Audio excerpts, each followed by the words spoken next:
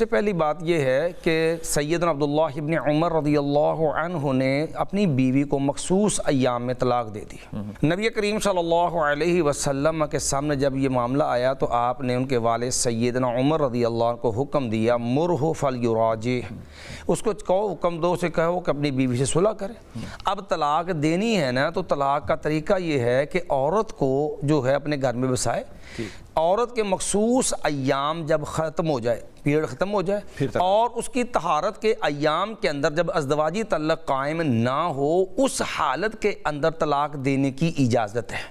اور یہی حکم قرآن سورہ طلاق میں پہلی آیت میں اعوذ باللہ من الشیطان الرجیم یا ایھا النبی اذا طلقتم النساء فطلقوہن لعدتہن، کہ ایمان والو جب تم طلاق دو تو عورتوں کو کہ وہ پاک ہو گئی ہو، جب اس نے پاکیزگی کا غسل کر لیا ہو اور آپ نے بیوی کے ساتھ قربت نہ اختیار کی، اس میں تو اجازت ہے طلاق دینے کی۔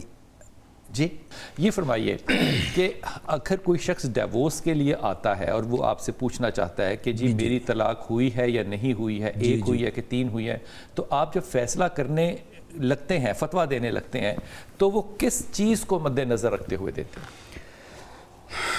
السلام علیکم ورحمۃ اللہ، الحمدللہ وحدہ والصلاۃ والسلام علی من لا نبی بعدہ۔ بلال بھائی، سب سے پہلی چیز ہوتی ہے قرآن اور اس کے ساتھ پیارے پیغمبر علیہ السلام کی سیرت۔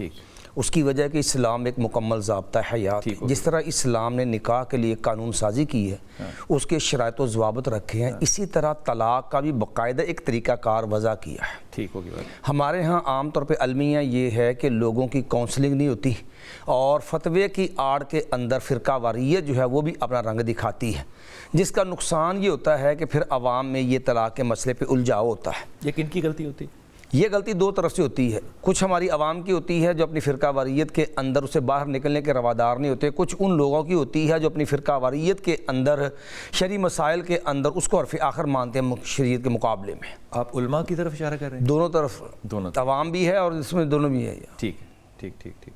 تو یہ اگر قرآن اور حدیث کو ہی لینا ہے تو کیا قرآن اور حدیث میں اتنی رینج ہے کہ اتنے زیادہ اختلافات سارے؟ نہیں، اختلاف قرآن و سنت اختلاف کی رینج نہیں دیتا ہے۔ اختلاف کرنے والے کے زاویہ نظر مختلف ہوتے ہیں جن بنا پہ وہ اختلاف کرتا ہے۔ اچھا، بات دیکھنی ہوتی ہے کہ شریعت کے اندر جو ہم مسئلہ لے کے بیٹھے ہیں طلاق کا، آیا اس کا کوئی ضابطہ طے ہے یا نہیں ہے؟ آپ کے ہاں اس کا ضابطہ کیا طے ہے؟ دیکھیے، جی میری بات جو ہم جس بات ہم ہیں، جس پہ ہم فتویٰ بھی دیتے ہیں، نبی کریم جی جس کے مطابق ہم فتویٰ بھی دیتے ہیں باقاعدہ اہل حدیث کے تحت۔ جی اہل حدیث میں بھی ہے، سارے بہت دیگر اہل بھی ہے ایسے۔ لیکن آپ صرف اس وقت اہل حدیث کی بات کروں گا میں انشاءاللہ۔ سب سے پہلی بات یہ ہے کہ سیدنا عبداللہ ابن عمر رضی اللہ عنہ نے اپنی بیوی کو مخصوص ایام میں طلاق دے دی، حالانکہ اسلام کے اندر اس حال میں طلاق دینی منع تھی۔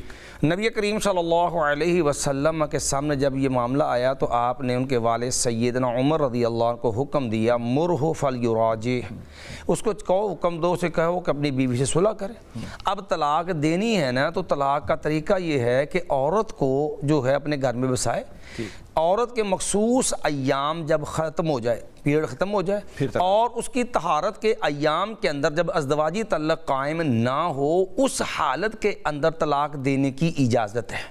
اور یہی حکم قرآن سورہ طلاق میں پہلی آیت میں اعوذ باللہ من الشیطان الرجیم یا ایھا النبی اذا طلقتم النساء فطلقوہن لعدتہن، کہ ایمان والو جب تم طلاق دو تو عورتوں کو عدت کے وقت میں طلاق دو۔ اور یہی معنی سید مفسر قرآن سیدنا عبداللہ ابن عباس رضی اللہ عنہ نے کیا، اے فی قبول عدتہن، یعنی آغاز عدت، جہاں سے اس کا جو ہے وہ عدت کا دوران شروع ہونا، اور وہ ہوتا ہے ایسا طہر پاکیزگی کے وہ ایام جس میں خامد اور بیوی آپس میں ملے نہ ہوں۔ آپ کی بات سے دو باتیں واضح ہوئیں۔ پہلی بات تو یہ کہ ایام کے درمیان یعنی کہ پیریڈز کے درمیان عورت کو آپ طلاق نہیں دے سکتے، منع، چاہے 100 دفعہ کہیں طلاق، وہ طلاق نہیں ہوگی۔ نہیں، طلاق منع ممنوع ہے، طلاق چاہے کہیں بھی، کہیں بھی۔ دوسری بات یہ کہ وہ پاک ہو گئی ہو جب اس نے پاکیزگی کا غسل کر لیا ہو اور آپ نے بیوی کے ساتھ قربت نہ اختیار کی، اس میں تو اجازت ہے طلاق دینے کی۔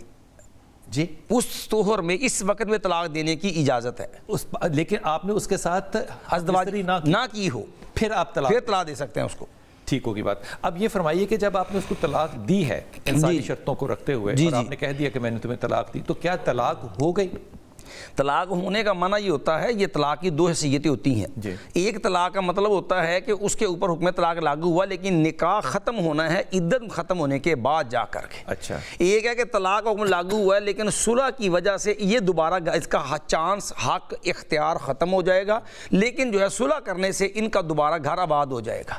جسے پہلی صورت ہے جس میں صلح کے ساتھ گھر آباد ہے، اس کو رجعی طلاق کہتے ہیں، جس میں صلح کا، واپسی کا حق کا طلاقوں میں فرق بتائیے کہ فرق ہوتا ہے۔ ایک خاتون کو کہا طلاق، جی جی اب یہ دونوں صورتیں کیسی آتی ہیں؟ جی، پہلی صورت یہ اصل میں ایک خامد کو اللہ رب العالمین نے پوری زندگی میں متعدد مقامات پر 3 طلاق کو حق دیا ہے۔ یک بار کی ایٹ اے ٹائم ایک ہی وقت میں 3 طلاقوں کا کسی خامد حق ہی نہیں ہے۔ وہ ایک وقت میں 1,00,000 مرتبہ طلاق کہہ دے، ایک سے زائد طلاق واقع ہی نہیں ہو سکتی۔ اچھا جی، یہ بات آپ کی واضح کی بڑی امپورٹنٹ۔ آپ نے فرمایا کہ اگر ایک وقت میں ایک شوہر ایک بیوی اپنی بیوی کو 3 دفعہ یا 30 دفعہ بھی طلاق کہہ دے تو ایک ہی طلاق ہے، طلاق ایک ہی ہوگی، ایک ہی ہوگی۔ اس طلاق میں وہ رجوع ہو سکتا ہے، اور رجوع کا جو ٹائم ہے وہ 3 مہینے ہے۔ نہیں 3 حالتیں ہوتی ہے اس کی۔ اگر وہ اور مخصوص ایام والی ہیں تو 30 دفعہ پیریڈ آنے تک صلح کی گنجائش ہے۔ اگر وہ حاملہ ہے، پیٹ سے ہے، تو پھر وضع حمل تک، بچہ پیدا ہونے تک۔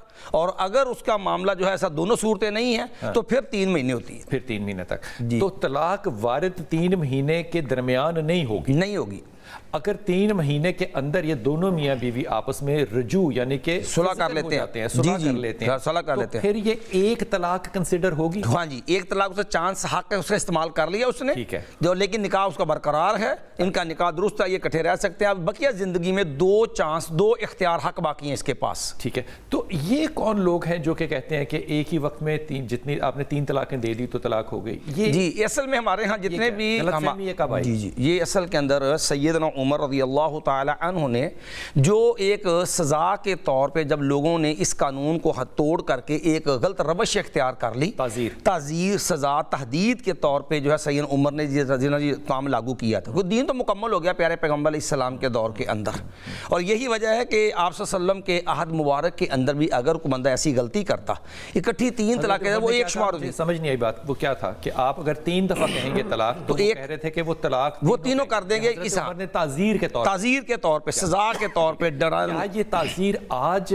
آپ کے ہاں مثبت ہے؟ جی، حالات کے بگاڑ میں سدھار کے لیے حکمران یہ تعزیر دے سکتا ہے تاکہ لوگوں کو شریعت پہ برقرار رکھا جائے، واپس شریعت پہ لایا جائے، ان کی غلط روش کو روکا جا سکے۔ لیکن آپ نے پہلے فرمایا کہ یہ قرآن کا حکم نہیں ہے، یہ حضرت عمر خطاب میں کہہ رہا ہوں وہ سزا ہے نا۔ تعزیر جیسے آپ ایک حالات کے بگاڑ کے پیش نظر آرڈیننس وقتی جاری کر دیتے ہیں نا حالات کے سدھار کے لیے، وہ شریعت نہیں بدلتی، شریعت نہیں بدلی ہے۔ اچھا، حالات کا بگاڑ اور چیز ہوتی ہے، اور شریعت کا قانون اپنی جگہ اٹل ہے، کیونکہ دین مکمل ہو گیا آپ صلی اللہ علیہ وسلم کے عہد کے اندر۔ ٹھیک